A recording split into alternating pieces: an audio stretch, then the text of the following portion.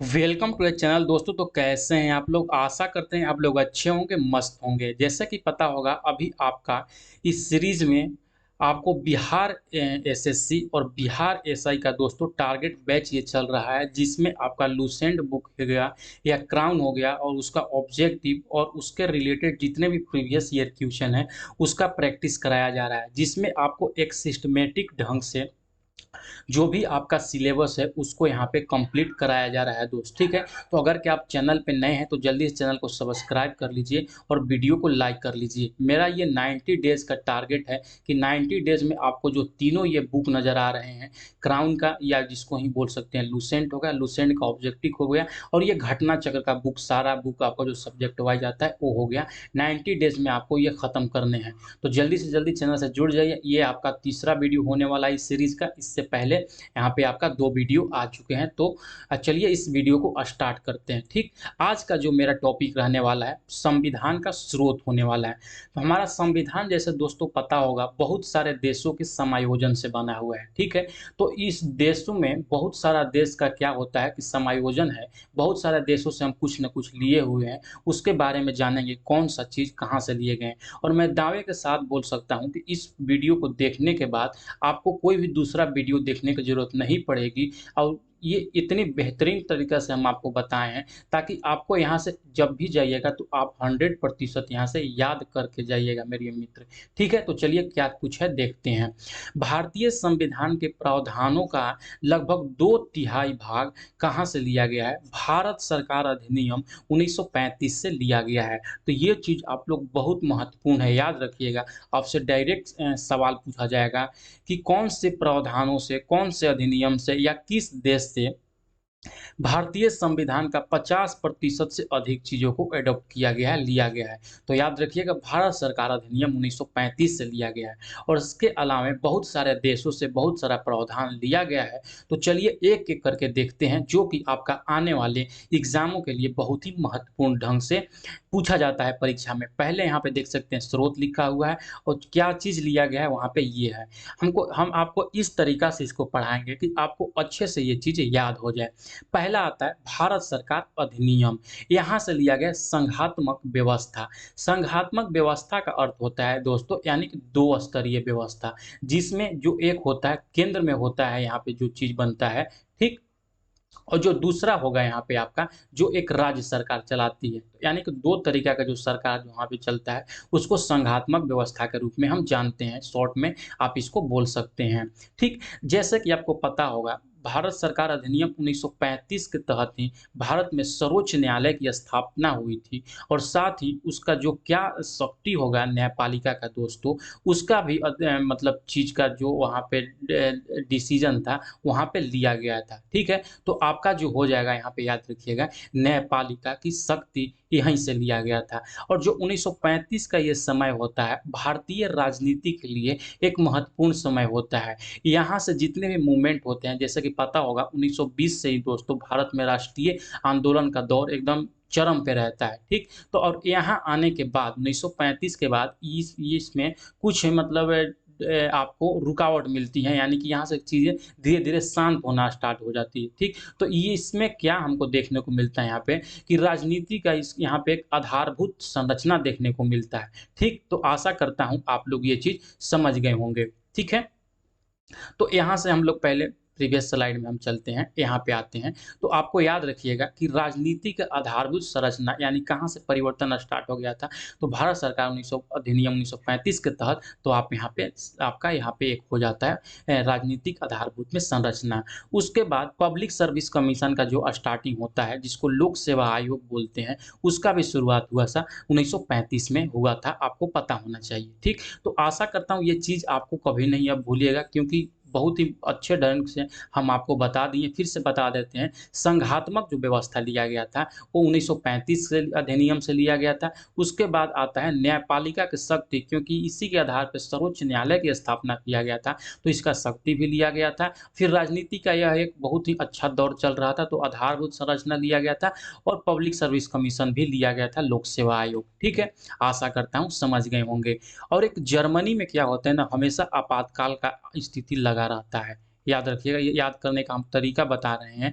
आपातकाल का संकट गुजरते रहता है, तो आप याद रखिएगा जर्मनी के संविधान से क्या लिया गया है, आपातकालीन उपलब्ध सॉरी उपबंध है यहाँ पे।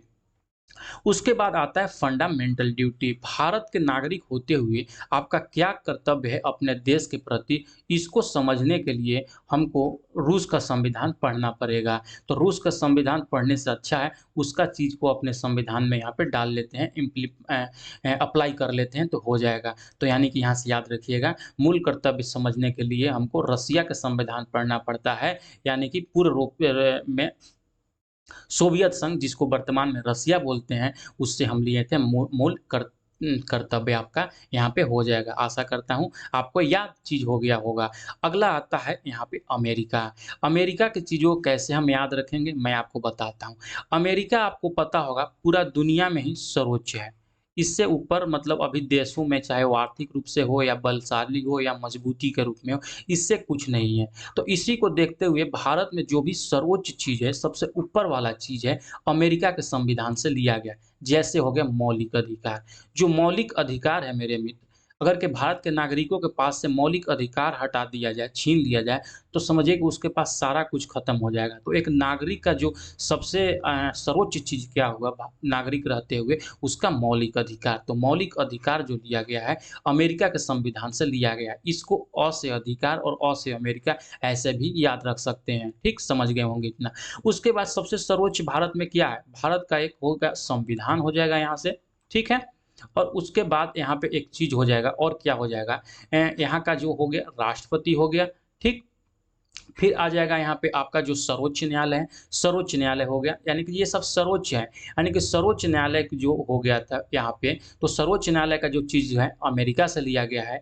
जो राष्ट्रपति का याद रखिएगा दोस्तों, राष्ट्रपति का हटाने की प्रक्रिया और राष्ट्रपति का निर्वाचन करने की प्रक्रिया 2 अलग-अलग देशों से लिया गया है। तो राष्ट्रपति का जो महाभियोग का प्रक्रिया है, उपराष्ट्रपति का महाभियोग का प्रक्रिया है, चाहे सर्वोच्च न्यायालय के न्यायाधीश के महाभियोग का प्रक्रिया है, यानी कि महाभियोग का प्रक्रिया जो हटाने का ये प्रक्रिया है, ये अमेरिका के संविधान से लिया गया है। ठीक है? अब आता है हमने सर्वोच्च न्यायालय तो ले लिए। सर्वोच्च न्यायालय का एक खास चीज़ को हमने अमेरिका से एडॉप्ट लिया। क्या है कि न्यायिक पुनर्लोकन का सिद्धांत और न्यायपालिका की स्वतंत्रता। इसका मतलब क्या होता है कि न्यायपालिका किसी के अंडर में काम नहीं करेगी, ये फ्री रहेगी। जो चाहेगी ये अपने मन से वहाँ पे अपना जो भी डिसीजन होगा सुनाएगा और भारत के प्रत्येक नागरिक को ये चीज़ मानने होंगे। न्यायिक पुनर्विलोकन मतलब ये चीज़ होता है कि सुप्रीम कोर्ट कोई भी डिसीजन दे देता है, अगर कि आपको लगता है कि कुछ और सुधार इसमें होना चाहिए, तो दोबारा वहाँ पे अनुरोध करके आप उसको बोल कर सकते हैं। उसी को प्रक्रिया को न्यायिक पुनर्विलोकन बोलते हैं। तो सर्वोच्च न्यायालय की सर्वोच्चता हमने लिया वहाँ से, उसके बाद लिया न्यायपालिका जो होगी वो स्वतंत्र होगी और उसका जो न्यायिक पुनर्विलोकन का जो चीज़ है वो वहाँ से हमने लिए। तो 3 चीज़ हमने ले लिए। उसके बाद हमने बताया आपको कि जो संविधान होगा सबसे सर्वोच्च है, तो सर्वोच्च देश से यहाँ पे ले लिए। जो राष्ट्रपति, उपराष्ट्रपति को हटाने की प्रक्रिया है, हमने इसको ले लिए और जो भी राष्ट्रपति का यहाँ पे जो राइट होता है, वो सारे चीज़ों को हमने अमेरिका के संविधान से ले लिए। क्योंकि अमेरिका में राष्ट्रपति सबसे सर्वोच्च होता है, इसलिए राष्ट्रपति की सारी चीज़ें लगभग हमने अमेरिका से ले ली है यहाँ पे। आशा करता हूँ समझ गए होंगे, ये चीज़ कभी भूलने वाली चीज़ नहीं है। सर्वोच्चता से याद रखिएगा, आपको कभी नहीं भूल पाइएगा। आशा करता हूँ अच्छा लगा होगा ये चीज़, अब भूल भी नहीं पाइएगा, ध्यान से करके ज़हन में ये चीज़ों को बैठा लीजिएगा। अब आते हैं आपका यहाँ पे ब्रिटेन का संविधान, ठीक है? अब ब्रिटेन के संविधान आपको पता होगा, ब्रिटेन ने हम पर लगभग मान के चलिए एक 200 सालों तक यहाँ पे हम पे ये राज्य करता है, हमको गुलाम बनाता है। तो हमने इसको क्या यहाँ से ऑब्ज़र्व करेंगे कि ये किस तरह से ये शासन करता था हमारे ऊपर। इसके देश में किस तरह के शासन व्यवस्था होगा कि हमारे जैसे ऐसे देशों को इतना सालों तक गुलाम बनाया। तो यही सब चीज़ों को हमने ब्रिटेन से उठा लिया। ब्रिटेन से क्या उठाया, तो आपका संसदीय प्रणाली। संसदीय प्रणाली मतलब कि एक सदनीय होगा, ये द्विसदनीय होगा, जिसको अभी वर्तमान में राज्यसभा, लोकसभा बोलते हैं। हैं, तो वहाँ का जो व्यवस्था है, द्विसदनीय व्यवस्था है, वही व्यवस्था को हमने ब्रिटेन के संविधान से ले लिए। अब गुलामी के दौर में हम लोग देखा कि आखिर इन्होंने नियम कैसे बनाते हैं, तो वो वहाँ से हमने ले लिया विधि का शासन, ठीक है?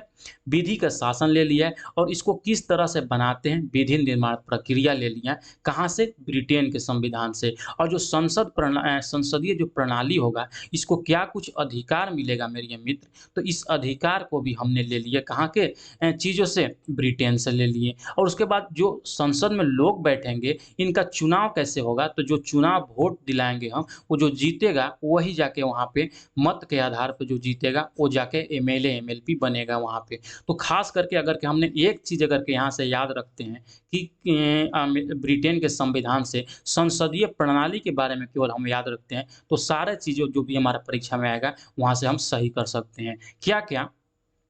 कि संसदीय प्रणाली यहाँ पे हो गया, तो इसमें जो लोग चुने जाएँगे, कैसे चुने जाएँगे? तो वो चुनाव के द्वारा चुने जाएँगे, एक ये चीज़ हमने पढ़ा। उसके बाद जो ये प्रणाली होगा, कैसे होगा? द्विसदनीय होगा, ये हमने पढ़ लिया अभी। और उसके बाद जो इसमें नियम कानून बनेगा, यानी कि इसका जो शासन होगा, ये भी बनाने के लिए विधि का शासन दोस्तों, हमने कहाँ से ले लिया? ब्रिटेन के शासन से ले लिया। और साथ ही साथ मात्र 2 देश ब्रिटेन और भारत में एकल नागरिकता है। आप लोग याद रखिएगा, ये चीज़ भी हमने ब्रिटेन से ले लिए। आशा करता हूँ ये चीज़ आप लोग कभी नहीं भूलेंगे कि ब्रिटेन ने हम पे शासन किया है और वहाँ से जो भी शासन वाली चीज़ें हैं हमने ले लिए। अब आता है कनाडा का संविधान। कनाडा के संविधान से हमने संघीय व्यवस्था को लिए। 1935 ईस्वी में आपको पता होगा कि संघात्मक व्यवस्था लिया था। और याद रखिएगा जो संघीय व्यवस्था है वो किस तरह से वर्क करेगी, ये सारे चीज़ों को हमने कनाडा के संविधान से लिया था। तो यहाँ पे आपका सही होगा कनाडा के संघीय व्यवस्था, ठीक है? और उसके बाद देखिए यहाँ पे संघीय व्यवस्था में हमने क्या बताया कि एक होगा आपका केंद्र होगा और एक होगा आपका यहाँ पे राज्य होगा, ठीक है? केंद्र और राज्य 2 चीज़ हो गए यहाँ पे। तो अब ये दोनों के बीच में शक्तियों का विभाजन कैसे होगा? कौन-सा शक्ति का यहाँ पे कर दिए। यहाँ पे शक्ति मतलब कौन-सा ज़्यादा शक्तिशाली होगा, ये चीज़ों का जो विभाजन लिया गया है, यानी कि प्रावधान जो लिया गया है, कनाडा के संविधान से लिया गया है। आप लोग कन्फ्यूज़ मत होइएगा, केंद्र और राज्य के बीच में शक्तियों का जो विभाजन है, वो कनाडा के संविधान से लिया गया है। और ये दोनों के बीच में क्या रिलेशन रहेगा, किस तरह से इन दोनों आपस में संबंधित रहेगा, ये चीज़ ऑस्ट्रेलिया से लिया गया है। आप लोग ये दोनों में कन्फ्यूज़ नहीं होइएगा, ठीक है? संघात्मक व्यवस्था से आप लोग समझ गए होंगे, संघात्मक मतलब होता ही 2 स्तर का सरकार और ये दोनों के बीच में शक्ति कहाँ से आएगा, तो सारा का सारा कनाडा से आएगा, आप लोग समझ गए होंगे। अब आता है ऑस्ट्रेलिया के संविधान। ऑस्ट्रेलिया के संविधान से आप लोग याद रखिएगा, एक चीज़ सबसे महत्वपूर्ण जो चीज़ लिया गया है, वो लिया गया है आपका यहाँ पे समवर्ती सूची, ठीक है? समवर्ती सूची में ऐसे विषय आते हैं, जिस पे केंद्र भी सरकार और राज्य सरकार दोनों कानून वहाँ पे बना सकती है कोई चीज़ को, ठीक? तो आपको ये चीज़ पता होना चाहिए और जो प्रस्तावना की भाषा है, वो भी ऑस्ट्रेलिया से लिया गया है। यहाँ पे आप लोग भाषा का मतलब क्या समझे? क्या हिंदी का आप जैसे हिंदी में लिखा गया प्रस्तावना तो क्या हिंदी लिया गया है ऑस्ट्रेलिया से? नहीं। उसमें जो भाव है उसका, जो उसका अर्थ है, जो उससे सारांश निकलता है हमारा, वो सारा चीज़ मतलब जो किस तरह से उस चीज़ों को वहाँ पे इंक्लूड करना चाहिए, ये चीज़ों को लिया गया है आपको ऑस्ट्रेलिया के संविधान से। आशा करता हूँ समझ गए होंगे। उसके बाद आता है आयरलैंड के संविधान से। आयरन मतलब क्या है? एक मेटल है, एक तत्व है, मैं बोल सकता हूँ। तो आप लोग याद रखिएगा तत्व से नीति निर्देशक तत्व, आयरन जैसे मेटल तत्व है, वो इस तरह से आप लोग याद रखिएगा। जो नीति निर्देशक तत्व लिया गया है, वो आयरलैंड के संविधान से लिया गया है। ठीक? हमने आपको बताया कि राष्ट्रपति का जो हटाने का प्रक्रिया है दोस्तों, यानी कि जो महाभियोग का प्रक्रिया है, वो यूएसए के संविधान से लिया गया, ठीक है? और जो इसको निर्वाचन करने का नियम है, राष्ट्रपति को जो निर्वाचन का प्रक्रिया लिया गया है आपका, यहाँ पे जैसे कि देख सकते हैं, निर्वाचन मंडल और निर्वाचन की पद्धति राष्ट्रपति का, वो लिया गया है आपको आयरलैंड से, ठीक है? और जो राष्ट्रपति राज्यसभा में 12 सदस्यों को वहाँ पे मनोनीत करती है, जो कि समाज सेवा करते हैं, साहित्य में और कला में और विज्ञान के क्षेत्र में मतलब एक्सपर्ट होते हैं, उनको जो नियुक्ति करने का प्रावधान लिया गया है, वो आयरलैंड के संविधान से लिया गया है। ये चीज़ों को आप लोग याद रखिएगा। ये चीज़ आप लोग एक बार ज़हन में बैठा लीजिएगा ना, तो कभी गलती नहीं होगा, ठीक है? तो अपने दोस्तों को भी बताइए कि यहाँ पे इस तरह से पढ़ाई चल रहा है, ताकि हमको भी थोड़ा-सा कुछ मोटिवेशन मिल सके और आप लोग इससे बेनिफिट मिल सके, ठीक? अब आता है दक्षिण अफ्रीका, इसको समझने के लिए मैं एक कहानी बताता हूँ। अगर अभी आप लोग बिहार में हैं, ठीक है? बिहार में है और आने वाले कुछ समय में आ रहा है रेलवे का फॉर्म आने वाला है, ठीक है ना? रेलवे का फॉर्म आने वाला है और आपने भर दिए चेन्नई में फॉर्म, ठीक? यहाँ पे कर दिए चेन्नई में। चेन्नई क्या है? भारत के दक्षिणी में है, ठीक है? सबसे दक्षिणी छोर पर है चेन्नई में और वहाँ पे जाने के बाद आप दिमाग लगाने लगिएगा, संशोधन करने लगिएगा इस चीज़ों में कि हमारा कैसे भी करके नौकरी हो जाए बिहार में। तो जो दक्षिण में जाने के बाद संशोधन करने लगते हैं, तो आप लोग याद रखिएगा संविधान संशोधन की प्रक्रिया जो है वो दक्षिण अफ्रीका से लिया गया है। तो आपके ज़हन में रहेगा कि हम दक्षिण में चेन्नई में गए थे तो संविधान संशोधन कर रहे थे, तो इस तरह का से आप लोग याद रखिएगा। जिनको याद होगा तो याद होगा, जिनको नहीं याद हो रहा होगा उनके लिए एक चीज़ जो है वो तो आप लोग घबराने की बात नहीं है। उसके बाद आता है जापान का संविधान। जापान से भी हमने लिए थे विधि द्वारा स्थापित प्रक्रिया का सिद्धांत। इसमें आप कन्फ्यूज़ नहीं हो जाइएगा। विधि का जो शासन लिया गया था आपका, जैसे कि हमको बताएँ, विधि का जो शासन था, ये हमने आप कहाँ से लिया था? वो यूनाइटेड किंगडम के से लिया था, ब्रिटेन से लिया था और विधि द्वारा स्थापित प्रक्रिया का सिद्धांत कहाँ से लिया था? तो वो लिया था हमने लिए हैं जापान के संविधान से, ठीक? तो यहाँ पे आपका मोस्ट इम्पोर्टेंट जो भी सब्जेक्टिव था, यहाँ पे खत्म होता है। अब स्टार्ट होता है यहाँ से आपका एमसीक्यूज़। आशा करता हूँ ये चीज़ आप लोग भूलिएगा नहीं। अब यहाँ से विभिन्न एग्ज़ामों में पूछा गया सवाल हम आपके सामने लेकर आते हैं, ताकि आपको और क्लियरिटी मिल सके। भारत के संविधान में उद्देशिका का विचार कहाँ से लिया गया था? इटली से, फ्रांस से, कनाडा से और यूएसए के संविधान से। तो ये तो कहिएगा आप बताएँ ही नहीं। इसीलिए तो सवाल पूछता है पीसीएस वगैरह में किसी में कि जो आप पढ़ के जाइएगा हम वो नहीं पूछेंगे। इसीलिए हम थोड़ा-सा अलग-अलग भी जो सवाल है उसको इंक्लूड कर दिया है यहाँ पे। तो जो उद्देशिका का विचार लिया गया था, जिसको प्रस्तावना भी बोलते हैं, वो यूएसए के संविधान से लिया गया था, आप लोग याद रखिएगा। और जो प्रस्तावना की भाषा लिया गया था, ऑस्ट्रेलिया के संविधान से लिया गया था, ये भी चीज़ याद रखिएगा। भारतीय राजनीति व्यवस्था में इनमें से कौन सर्वोच्च है? सर्वोच्च माने इसके ऊपर कुछ भी नहीं है। क्या है वो? वो है आपका संविधान। संविधान के ऊपर देश के राष्ट्रपति, प्रधानमंत्री, सर्वोच्च न्यायालय, संसद, हर एक चीज़ संविधान के नीचे काम करता है। ये चीज़ आप लोग याद रखिएगा, ठीक? आते हैं अगला क्वेश्चन में। आपका आता है क्वेश्चन नंबर तीसरा में, भारत में न्यायिक पुनर्निरीक्षण जुडिशियल रिव्यू की संकल्पना निम्नलिखित में से किस देश के संविधान से ली गई है? तो हमने आपको वहीं पे बताया था कि जो सर्वोच्च न्यायालय की व्यवस्था है, वो अमेरिका से ली गई है तथा जो जुडिशियल रिव्यू लिया गया है, अमेरिका से ही लिया गया है। न्यायिक पुनर्विलोकन कहाँ से लिया गया है? अभी आपने की व्यवस्था तो देखिए सवाल दूसरा है।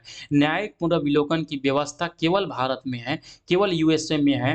भारत यूएसए में दोनों में है और यूके में है। जब ये व्यवस्था हमने यूएसए में से ले ली है, तो यूएसए में तो होगा ही, अब हमारे भारत में भी ना हो गया, तो यहाँ पे भारत और यूएसए आपका यहाँ पे राइट आंसर होगा, ठीक?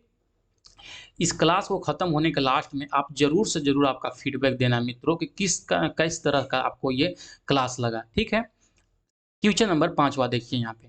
निम्नलिखित में से कौन-सा लक्षण भारतीय परिसंघ और अमेरिकी परिसंघ में समान रूप में पाया जाता है? एक ही नागरिकता, संविधान की 3 सूचियाँ, न्यायपालिका की द्वैधता या संविधान के निर्वचन के लिए परिसंघीय उच्चतम न्यायालय यानी कि सर्वोच्च न्यायालय की बात कर रहा है, दोनों में है यहाँ पे, तो ऑप्शन नंबर डी आपका यहाँ पे करेक्ट होगा।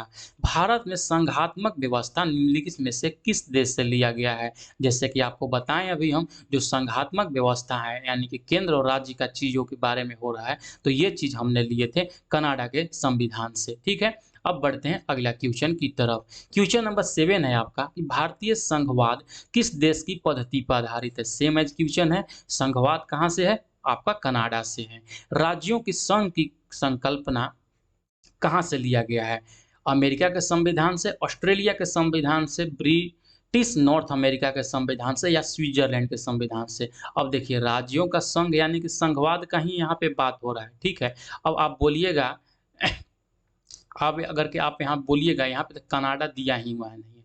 तो अगर के आपको ज्ञात होगा कि ब्रिटिश नॉर्थ अमेरिका अधिनियम के द्वारा यानी कि जो ब्रिटिश नॉर्थ अमेरिका था इसी को कनाडा कहा जाता है, आपको ज्ञात होगा तो आप सही यहाँ पे क्वेश्चन कर सकते थे। तो आपका ऑप्शन नंबर सी यहाँ पे राइट आंसर होता है। नेक्स्ट क्वेश्चन की तरफ बढ़ते हैं कि भारत के संविधान में सम्मिलित समवर्ती सूची किस देश की देन है? जो समवर्ती सूची हमने लिया था, प्रस्तावना की भाषा लिया था और केंद्र राज्य के बीच में संबंध जो लिया था, वो सारा चीज़ ऑस्ट्रेलिया से लिया था। आपको याद होगा। समवर्ती सूची की संकल्पना कहाँ से लिया गया था? तो अभी बताएँ, ऑस्ट्रेलिया के संविधान से लिया गया था। अब ये देखिए, ये जो सवाल है ना, समवर्ती सूची कहाँ से लिया गया है मेरे मित्र, तो ये सवाल मतलब हज़ारों बार, हज़ारों एग्ज़ामों में, विभिन्न एग्ज़ामों में पूछा जा चुका है। ये एक वीवीआई सवाल है और हर एक बच्चे को जो तैयारी करते हैं सरकारी नौकरी का, वो यहाँ पे वो सही करके आते हैं। यहाँ पे फिर से आता है कि 7वीं अनुसूची यानी फिर से समवर्ती सूची की बात कर रहा है। मैं वर्णित समवर्ती सूची की अवधारणा को ग्रहण किया गया था। कहाँ पे? ऑस्ट्रेलिया के संविधान से, जैसे कि बताएँ। फिर है यहाँ पे समवर्ती सूची की अवधारणा गृहीत की गई। कहाँ पे? आपको यहाँ पे जैसे कि बताएँ, ऑस्ट्रेलिया के संविधान से। तो देख सकते हैं 2015 में भी सवाल पूछा, 2016 में भी पूछा सवाल, बहुत बार ये सवाल पूछा गया है। इसीलिए ये एक ऐसा टॉपिक है ना कि हर परीक्षा में इससे सवाल बनते हैं। अब आता है भारतीय संविधान में राज्य के नीति निर्देशक तत्वों की संकल्पना किस देश के संविधान पर आधारित है? तो हमने बताए थे तत्व से याद रखिएगा मेटल, मेटल से आयरन, तो हो जाएगा आपका आयरलैंड। यहाँ पे ऑप्शन नंबर बी यहाँ पे राइट होगा। अगला निकल कर फिर आता है कि भारतीय संविधान में अन्य देशों के संविधानों से कुछ विशिष्टताओं को लिया गया है, ठीक है? किस देश का राज्य के नीति निर्देशक तत्व के निर्माण में योगदान है? जैसे ही हमने तत्व देखे वैसे ही हमने आयरन देखे यहाँ पे, यानी कि आयरलैंड यहाँ पे आपका राइट आंसर होगा मित्र। अगला सवाल निकल कर आता है यहाँ पे कि राज्यसभा में गठन में प्रतिभा, अनुभव एवं सेवा की प्रतिनिधित्व देने में भारतीय संविधान निर्माता निम्नलिखित उदाहरण से प्रभावित हुए थे। तो किस गणतंत्र से हुए थे? याद रखिएगा ये चीज़ों को, आयरिश गणतंत्र से ये प्रभावित हुए थे। अगला सवाल आता है कि लिखित संविधान का प्रारंभ किस देश में हुआ? जापान में, भारत में, ब्रिटेन में और अमेरिका में। ये बहुत ही वीवीआई सवाल है, तो आप लोग ये चीज़ याद रखिएगा।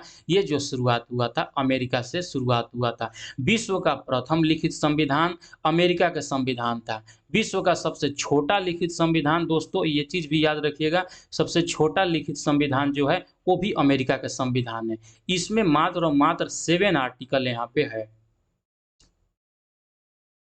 यहाँ पे मात्र 7 आर्टिकल है, जो कि हमारे लिखे हुए संविधान में, भारत के वर्तमान संविधान में 350 प्लस आर्टिकल है और इस संविधान में विश्व का जो सबसे छोटा संविधान माना जाता है, उसमें मात्र 7 आर्टिकल है, ठीक? तो यहाँ पे आपका जो भी संविधान का स्रोत था, यहाँ पे समाप्त होता है और इंतज़ार कीजिए नेक्स्ट आने वाले वीडियो को। तो किस तरह का ये वीडियो लगा, कितना फ़ायदेमंद है, फीडबैक में मेरे मित्र ज़रूर से ज़रूर यहाँ पे आप अपना चीज़ बताइएगा, किस तरीक़ा का ये वीडियो लगा, ठीक है? चलिए मिलते हैं नेक्स्ट वीडियो के साथ में, तब तक के लिए बने रहिए हमारे साथ, पढ़ते रहिए, मुस्कुराते रहिए। चलिए बाय बाय।